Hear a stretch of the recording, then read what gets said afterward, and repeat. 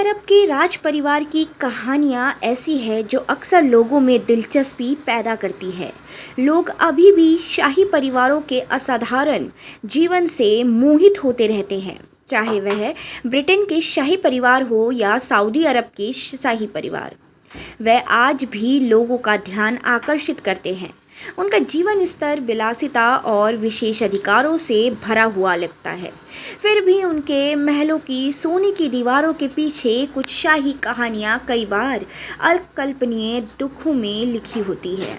उनमें से सबसे दिल दहला देने वाली कहानी सऊदी अरब के राजकुमार अल वालिद बिन खालिद बिन तलाल की है, जिन्हें अब स्लीपिंग प्रिंस के नाम से जाना जाता है। प्रिंस अल वालिद ने 18 अप्रैल 2025 को अपना 63वां जन्मदिन मनाया, लेकिन उनके बारे में कई सालों से कोई जानकारी नहीं है। लेकिन वो स्लीपिंग प्रिंस के नाम से मशहूर है। आखिर क्यों? ऐसा क्या हुआ कि पिछले 20 सालों से वह कोमा में फंसे हुए हैं? दरअसल एक खतरनाक हादसे ने प्रिंस अल वालिद के जीवन को अंधेरे में धकेल दिया।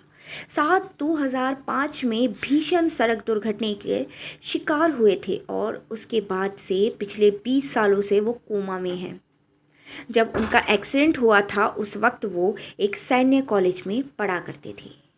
प्रिंस अल वलीद सऊदी अरब के संस्थापक किंग अब्दुल अजीज़ के परपोते हैं। उनके पिता प्रिंस खालिद बिन तलाल किंग अब्दुल अजीज़ के बेटे प्रिंस तलाल बिन अब्दुल अजीज़ के पुत्र हैं। इस तरह से प्रिंस अल वलीद का संबंध सऊदी अरब के शाही परिवार से है। हालांकि वह वर्तमान राजा के सीधे उत्तराधिकारी नहीं है। अब उनका जीवन कोमा के अंधेरे में बीत रहा है। वो रियाद के किंग अब्दुल अजीज़ मेडिकल सिटी में लेटे हुए हैं, जहां उनकी देखभाल की जाती है। उनका जीवन मशीनों के ज़रिए पिछले 20 सालों से सुरक्षित रखा गया है। रोज़ न्यूज़ की रिपोर्ट के मुताबिक प्रिंस अल वलीद पिछले 20 वर्षों से वेंटिलेटर पर है और उन्हें फीडिंग ट्यूब के ज़रिए भोजन दिया जाता है। रिपोर्ट के मुताबिक राजकुमार लाइफ सपोर्ट सिस्टम पर है और मैकेनिकल वेंटिलेशन और फीडिंग ट्यूब पर निर्भर है।